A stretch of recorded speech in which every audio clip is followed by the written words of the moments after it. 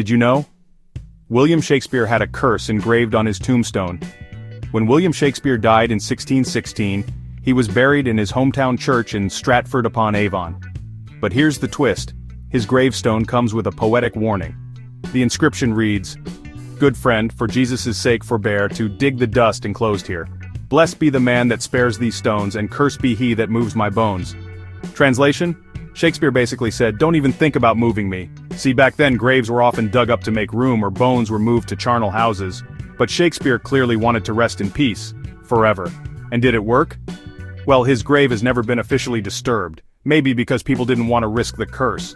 Although, in 2016, a radar scan hinted that his skull might actually be missing.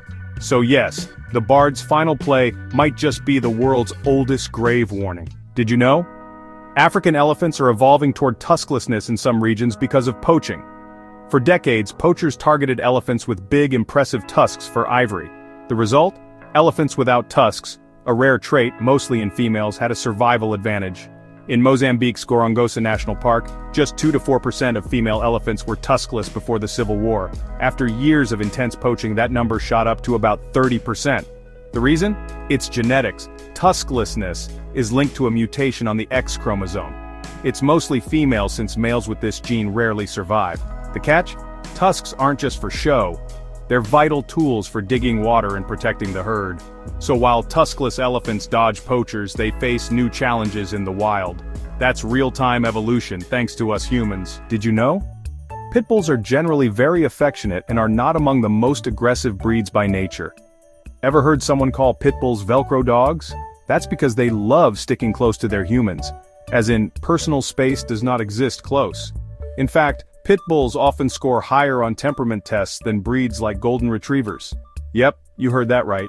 Despite the tough guy reputation, studies show pit bulls aren't naturally more aggressive toward people than other breeds. Like any dog, their behavior depends on how they're raised, trained, treated. Sure, they're strong, so if a pit bull does bite, it's a bigger deal than with a chihuahua. But here's the kicker, pit bulls pass temperament tests at rates over 85%. That's higher than labs, collies, even beagles. Pit bulls are some of the most affectionate, loyal dogs out there. Don't believe the hype, believe the snuggles. Did you know? The poodle is one of the cleanest breeds of dogs. First up, poodles hardly shed. Their curly coats trap loose hair so you won't find fur tumbleweeds under your couch. Plus, they're famous for not smelling like a typical dog. Even folks with allergies can often handle a poodle. They release less dander and less loose hair. But don't be fooled. Poodles aren't set-it-and-forget-it pets. Their hair grows non-stop, just like ours. They need regular brushing and trips to the groomer, otherwise things can get tangly fast. Here's a fun fact. Those classic poodle pom-poms, they weren't just for show. Hunters wanted to protect joints from chilly water and keep the rest of the body streamlined for swimming. So next time you spot a pristine poodle, remember, it's not magic, it's science. Did you know? A red blood cell takes roughly 20 seconds to complete one full trip through your circulatory system. That's heart, lungs, all your tissues, and back again, faster than you can tie your shoes. Here's how it works. Your heart beats about 70 times a minute, pumping nearly all 5 liters of your blood every 60 seconds.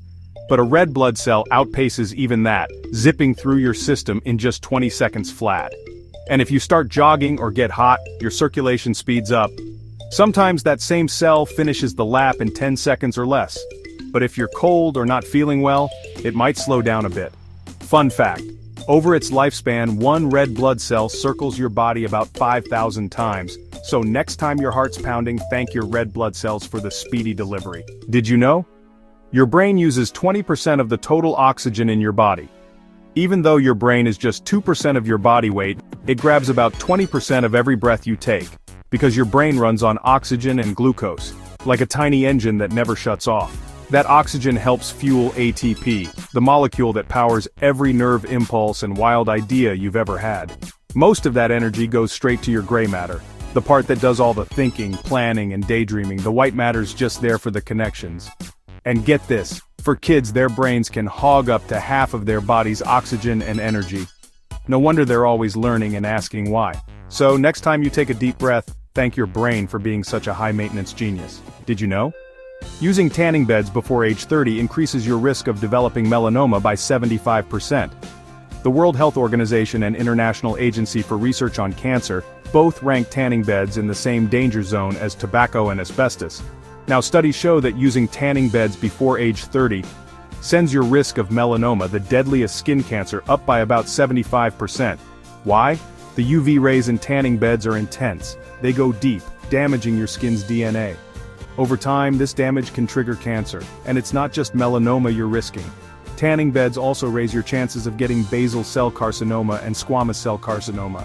Australia and Brazil have banned tanning beds altogether for cosmetic use, and many places have age restrictions. So next time you want that sun-kissed look, maybe stick with a good bronzer instead. Did you know? In New Delhi, if a tree becomes sick, an ambulance is dispatched to treat them. Meet the Tree Ambulance, a real official vehicle patrolling New Delhi just to save ailing trees. This isn't your average van. It's CNG-powered, eco-friendly, and comes loaded with water tanks, high-pressure pumps, and a toolkit packed with pesticides, fungicides, and even foam fillers for tree surgery. When a tree is under attack by pests, fungus, or termites, or just looking a little under the weather, NDMC's tree team rolls out, cleans up the wounds, and performs tree surgery. Think insecticide baths, filling hollow trunks, and a little plaster patch-up. Why? Because Delhi has over 180,000 trees to care for. Plus, it's the law. But experts say it's not always enough. Delhi's trees still face rough storms and bad planting practices. Did you know? Kangaroos keep growing until they die. Kangaroos, like some fish and reptiles, don't have a fixed adult size. It's called indeterminate growth. Basically, if food's good and life's chill, they just keep getting bigger. But don't expect a baby roo to turn into a monster. Most of the growing happens early, then it's slow and steady for years. Old male kangaroos, called boomers, can actually look like ripped bodybuilders. That's because over a decade or more, all those boxing matches add muscle, especially in their chest and forearms. A young red kangaroo might stand 5 feet tall and weigh 120 pounds, but an old boomer, 6.5 feet, over 200 pounds. Did you know?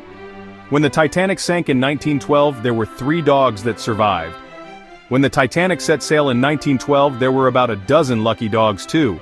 Most of them chilled in first-class kennels, living the high life. But here's the twist. Only 3 pups survived the disaster. Meet Lady, a Pomeranian who escaped with her owner in lifeboat number 7.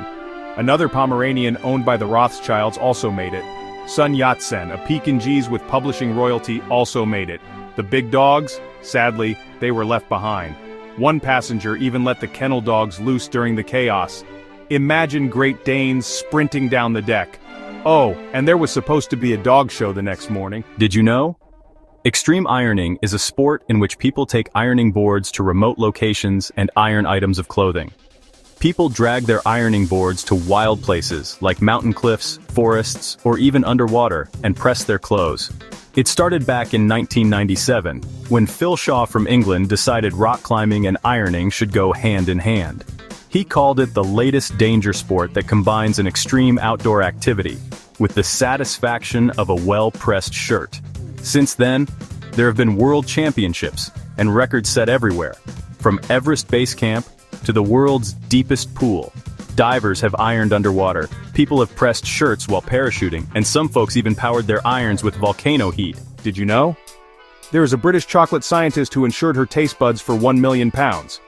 Dr. Berta Whitten worked as a chocolate scientist and a pro-taster for Cadbury in the UK. Her job? To sample the finest chocolates and judge them carefully day in, day out. But what if she lost her sense of taste? That would be a disaster, for both her and Cadbury. So just like singers insure their voices, athletes insure their legs. Dr. Berta insured her taste buds for £1 million. No joke, if something happened to her taste, her whole chocolate career could melt away. And she's not alone. Wine tasters do it, coffee experts do it. They insure their taste buds or noses too. It's smart risk management. And let's be honest, a pretty sweet marketing move. So next time you bite into a chocolate bar, thank the scientists and their million-pound taste buds. Did you know? Before modern medicine, people chewed on tree bark as a method of pain relief. Thousands of years ago, before pharmacies and pill bottles, ancient Sumerians, Egyptians, and Greeks relied on willow bark as a natural pain reliever. Hippocrates himself told people to chew willow bark for pain and fever. Talk about ancient medicine. Here's why. Willow bark contains salicin, a chemical your body turns into salicylic acid, the inspiration for modern aspirin. By the 1800s, scientists isolated salicin, and in 1897, aspirin was born. So next time you pop an aspirin, remember, your medicine cabinet has a little piece of tree history in it. Did you know? Calling shotgun when riding in a car comes from the term shotgun messenger. In the 1800s, stagecoaches weren't just passenger vehicles, they were mobile treasure chests, carrying gold, mail, and anything valuable enough to attract trouble. And trouble always seemed to find them. So alongside the driver sat an armed guard, the shotgun messenger. His job? Keep everyone alive and the cargo safe. Companies like Wells Fargo made shotgun messengers famous during gold rush runs. These guys were the original ride-or-die companions. By the 1950s, the Wild West was tamed, but Western movies kept the legend alive. American teens started using shotgun as slang for claiming that same front seat. So when you call shotgun today, you're claiming the seat of a frontier hero. Except now, instead of fighting off bandits, you're just fighting over the playlist. Did you know? When double rainbows occur, the colors of the second arc are always reversed. It all starts with tiny raindrops acting like nature's prisms. A rainbow forms when sunlight bends as it enters a raindrop, bounces inside, and bends again as it leaves.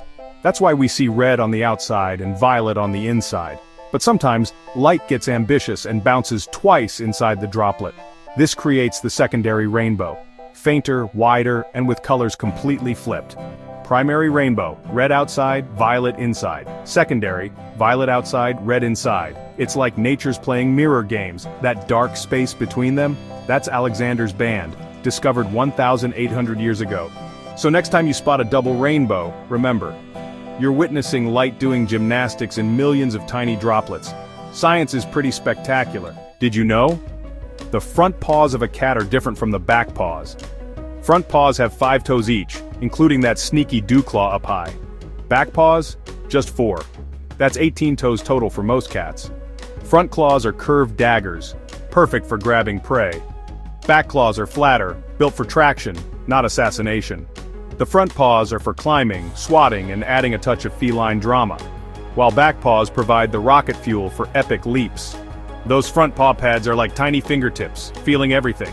They even have bigger shock absorbers for those graceful landings. And here's the kicker. Male cats tend to be lefties, while females usually favor their right paw. So next time you see your cat, check which paw they prefer. Like and subscribe for more fun facts.